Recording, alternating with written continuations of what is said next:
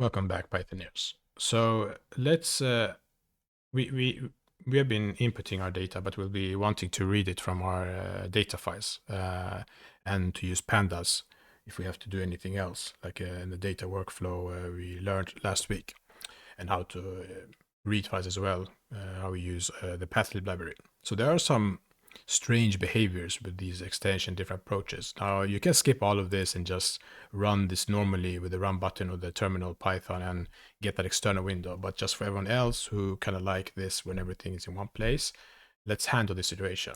Now you see here I clicked the clear all outputs button, but I'm also going to delete these cells, and I'll keep that top one there in the import as well.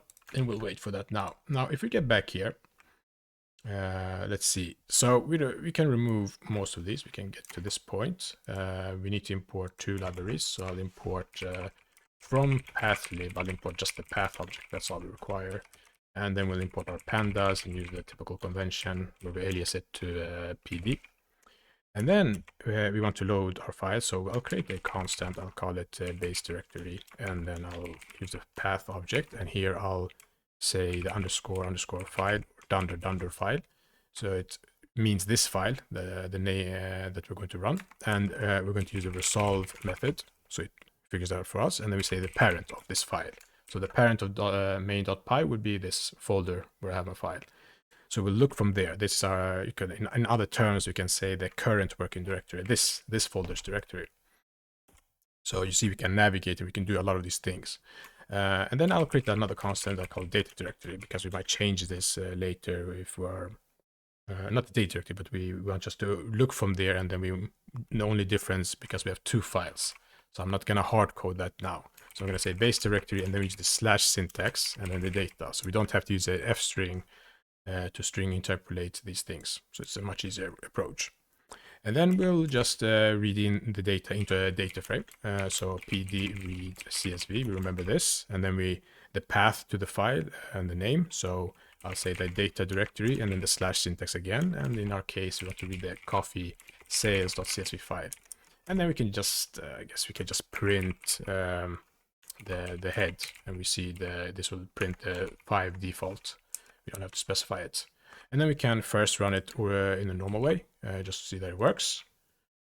Remember my bash paste is strangely, so, but anyway, there we go, it works, whatever. You can close that. Now we can use this run cell approach. So we'll click that, it's connected to my kernel. Let's see, this has a strange behavior for some reason, but it will work. I think sometimes we just need to restart, I think, but all right, we just have to click it. It seems to be collapsed by default, so we actually had no issues there. Great. So we have this, just added the file. Okay, how about running it so we get some outputs, or maybe press enter to execute. Nope.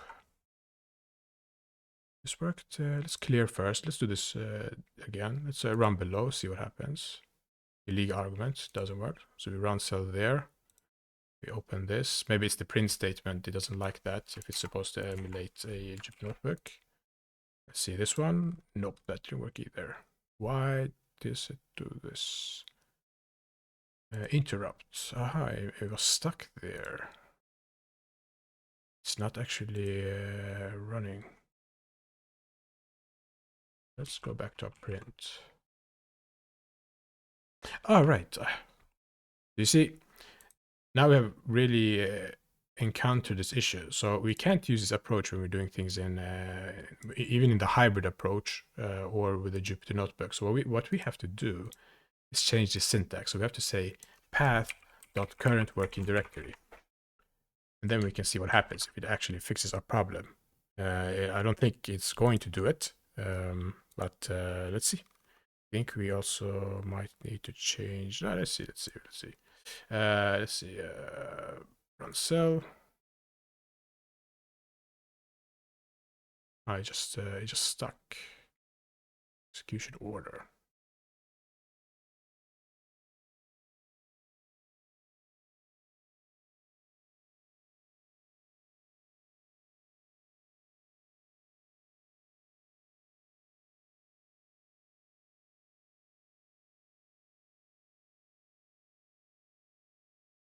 There we go. Okay.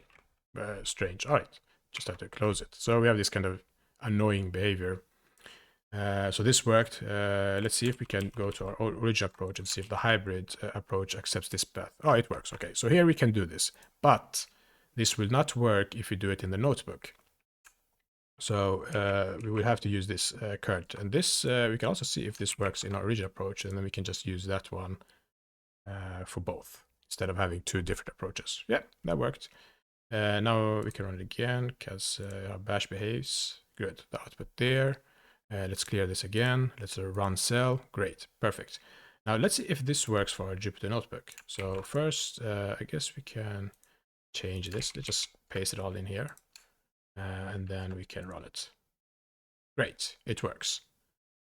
So we would have to use this way. We have to use the current working directory. So it will look from where the notebook is, and this is very inconsistent behavior. So it's up to you. You have three approaches in how you want to run this. You can use the interactive window where we have this hybrid approach, and you can run each cell independently.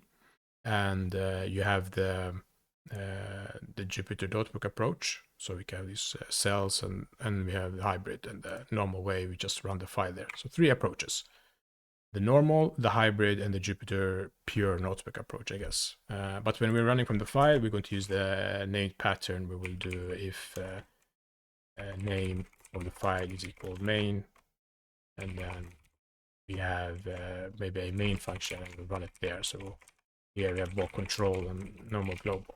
But since I think we will try with, I think we're going to go with the notebook approach to just have some consistency for everyone in the oncoming videos. But I just wanted to show you this because this trips a lot of people, especially those who really are committed to using Visual Studio Code, because you don't have to handle these kind of situations in PyCharm, or if you're using Google Colab.